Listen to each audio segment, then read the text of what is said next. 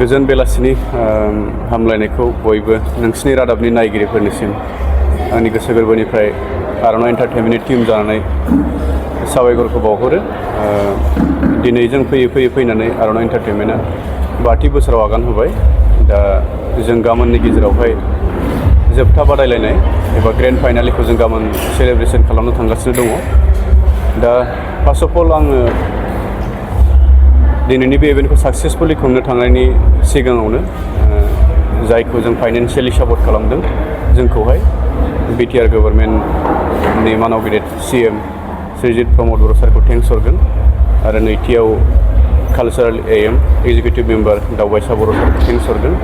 आरो थामथियाव ECS secretary of BTC government Mrs Phami Brahma मेनाखौ आं थेंक्स हरगोन जोंनि रिकुवेस्टखौ एक्सेप्ट खालामनायनि थाखाय। दा गाबोन ग्रेन्ड फाइनालियावहाय आं बेखौनो पाब्लिकखौनो मेसेज होनो सानगोन। जोंना स्पेसियेलि मोनब्रै category kids, teen, Mrs and Mr Miss. दा जोङो गाबोन 2 आरो 3 बाजिनिफ्राय किड्स, टिन, मिसेसखौ जों स्टार्ट खालामगोन आरो मिस्टार मिसखौ जोङो एराउन्ड 5:30सोनिफ्राय जों इभेन्टखौ स्टार्ट खालामगोन आरो। दा बेनि गेजेराव आं साफ्रोमबो जोंनि बिटिआर हालामनि एबा आसामनि रायजो राजाफोरखौ बयखौबो जोंनि प्रग्रामखौ नायफैनो थाखाय आं खावलायहरगोन आरो। खालि बेहाय मोननैसो रेस्ट्रिक्सन दोननाय जादों। जोंनि इभेन्टखौ जाय बिथांमोनहा नायनो गोसो बिसोरो एलकहल कनजाम खालामनानै फैनो मोननाय नङा। आरो सेकेन्ड पइन्टआ जाहैबाय जोंनि श'आवहाय जेबो आखाइयाव बुस्थु लानानै हाबनो मोननाय नङा आरो, जेरै बेग, लावथि बेफोरखौ जों एलाउ जानाय नङा आरो। दा जों प्रेस मिटआव दङ लोगोआवहाय थांनाय 2024 मायथाइनि उइनार्सफोर आं गिबियावनो इन्ट्रडाक्सन होगोन। थांनाय बोसोरनि मिस्टार बडलेण्ड उइनार जाय बिथाङा क'क्राझारनिफ्राय धृतिमान ब्रह्म आरो मिस बडलेण्ड हिसाबै थांनाय बोसोरावहाय आंजों दिनै दंफायो मिस दैथि ब्रह्म औवारि बिथाङाबो क'क्राझारनिफ्राय। आरो Miss Bodoland first runners up हिसाबै जोंहा दंमोन फ्रम अदालगुरिनिफ्राय दैजि कुइन मोसाहारि। आरो first runners up mister Bodoland हिसाबै जोंहा दंमोन अदालगुरिनिफ्रायनो मिस्टार कानसन ब्रह्म। आरो सेकेन्ड रानार्स आप हिसाबै जोंहा थांनाय बोसोरनिफ्राय मोननो हादोंमोन फ्रम तामुलपुरनिफ्राय पिंकि बसुमतारी, मिस पिंकि बसुमतारी। आरो mister Bodoland second runners up हिसाबै जों थांनाय बोसोराव मोननो हादोंमोन क'क्राझारनिफ्राय मिस्टार शिबांशु नार्जारी, बिथाङा हावरि जिङाव जिरायदों। आरो मिसेस बडलेण्ड हिसाबै जोंहा जोंनि दिनै प्रेस मिटआवहाय जोंजों एटेन्ड जाफादों मिसेस देंखो गयारि क'क्राझारनिफ्राय। आरो मिसेस बडलेण्डनि फार्स्ट रानार्स आप जोंजों दिनै बे प्रेस मिटआवहाय एटेन्ड जाफादों मिसेस रुदमनि नार्जारी मेडाम। स' जोङो दा बेखौनो मेसेज हरगोन जोंनि श'खौहाय गाबोन बयबो लैहोर लैहोर फैनानै नायफैगोन। आरो जोङो माखासे जानायनि बेब'स्थाखौबो जों खालामगोन। जाय बिथांमोनहा श' नायफैयो बिथांमोननि जानायखौबो जों बेब'स्था खालामगोन आरो बेखिनिखौनो आं ओरैनो जोंनावहाय मोनब्रै केटागरि दङ। किड्स केटागरि, जोङो किड्स केटागरिखौ 5 इयार्सनिफ्राय 10 बोसोरसिम लानाय जादों। आरो टिन केटागरिखौ जों 11 इयार्स टु 17 इयार्स जों लानाय जादों। आरो मिसेस केटागरि होनोबा जोङो मेरिट बेखौ जोङो गासै 35 बैसोसिम जोङो लानाय जादों। आरो मिस्टार मिस हिसाबै जोङो 18 इयार्सनिफ्राय मिस हिसाबै 23 इयार्स आरो मिस्टार हिसाबै 28 इयार्सखौ जोङो लानाय जादों। आरो जोङो गाबोन किड्स, टिन, मिसेसखौ जोङो सिगाङावनो स्टार्ट खालामगोन एराउन्ड 2 बाजिसोनिफ्राय जों स्टार्ट खालामगोन। आरो बिसिनि केटागरि जोबनाय लोगो लोगो जोङो मिस्टार मिसखौ जोङो स्टार्ट खालामगोन आरो।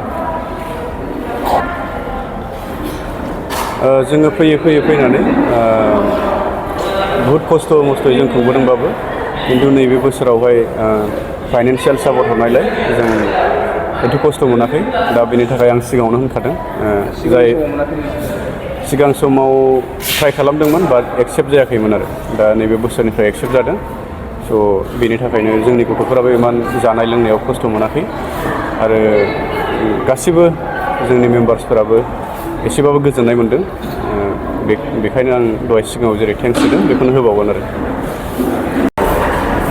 खुलुमबाय आंनि मुङा दैथि ब्रह्मवारि आङो थांनाय बोसोरनि 2024नि विनार आरो आङो दानि जेनेरेसननि जाय दा बाहागो लाफैदों बा जाय बाहागो लाथ'वाखै बाट फिउचारावहाय लागोन बिसोरनि थाखाय बेखौनो बुंनो सानदों कि नोंसोरो माबा मोनसे ड्रिम लादों बा माबा मोनसे सिमां नुदों जुदि नोङो पेजेन्ट इन्डास्ट्रियावनो फैनो लुगैदों नोंनि टेलेन्टखौ श'केस नोंनि पार्सनालिटि कनफिडेन्सखौ जुदि देखायनो फैदोंबा बियो बिराद मोजां अपरचुनिटि जायखौ जोङो जोंनि बिटिआरआवहाय बुंनो थाङोबा आर'नाइ एन्टारटेनमेन्टआनो फार्स्ट जागोन बेबायदि अपरचुनिटिखौ सार जायख्लङा होदों जोंनो थाखाय एफा मोजां अपरचुनिटि जों बेखौ मालाबाबो माबानाङा एंगारनाङा माने लानांगौ अपरचुनिटिखौ ग्रेब खालामनानै लानांगौ जेजोंहाय जों बेयावहाय पेजेन्ट इन्डास्ट्रियाव फैबा मा जोंनि टेलेन्ट जोंनि मा जों माने इउथ्सफोरखौहाय माबा मोनसे सिमां दंबा बिनि ड्रिम्सनि फारसे मारै हार्ड वार्क खालामनांगौ कनफिडेन्ट थानांगौ डेडिकेसन बेफोरनि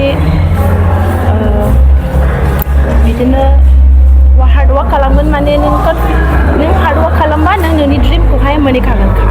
खुलुमबाय बयनिसिमबो आङो लास्ट इयार मा होनो जाफुंनाय मिस्टार एन्ड मिस बडलेण्ड आं बे मा होनो विनार जानो हादों मिस्टार केटेगरियाव ओमफ्राय बेहाय जोङो अपरचुनिटिथ' बिराद मोन्दों जों दिल्लीयावबो थांदों ओमफ्राय मेगा मिस्टार नर्थ इस्टआवबो जों चान्स मोन्दों डाइरेक्ट एन्ट्रि होनानै ओमफ्राय बेहायनो आङो बयखौबो होननो हागौ कि गासिबो सिमां नुदोंबा पेजेन्ट इन्डास्ट्रियाव आरनाइ एन्टारटेनमेन्टआ बिराद मोजां अपरचुनिटि होगासिनो बिसोर एबा मा होनो माबाफोर सिमां नुदोंबा बेहाय फुलफिल खालामनो हागोन ओमफ्राय एबा सानदोंबा सोरबा कि नोंसोर मा होनो कनफिडेन्स गैया मा गैया बिदि साननो हाया गावसोर मा होनो खस्थ' खालामनानै मोननो हागोन।